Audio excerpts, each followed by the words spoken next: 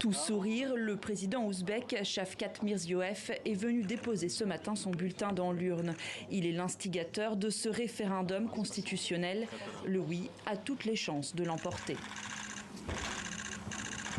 Parmi les mesures phares du texte, le passage de 5 à 7 ans du mandat présidentiel, assorti d'une remise à zéro des compteurs pour Shavkat Mirziyoyev. Déjà élu à 2 reprises, le dirigeant âgé de 65 ans pourrait se représenter encore 2 fois.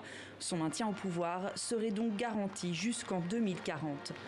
Un tour de vis justifié par la nécessité de moderniser le pays. Principal bénéficiaire de ce changement, le président promet de propulser l'ex-république soviétique dans une nouvelle ère.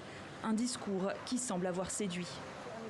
Notre président a étudié les lacunes dans la vie des gens, ce dont ils souffrent, ce qui leur manque, les innovations nécessaires pour vivre heureux.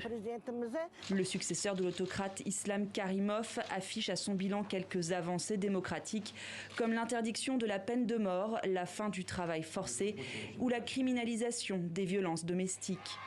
Opération séduction. Depuis des semaines, les autorités préparent le terrain à grand renfort de drapeaux, de panneaux publicitaires en faveur du référendum ou de meetings louant les mérites du chef d'État en présence de célébrités.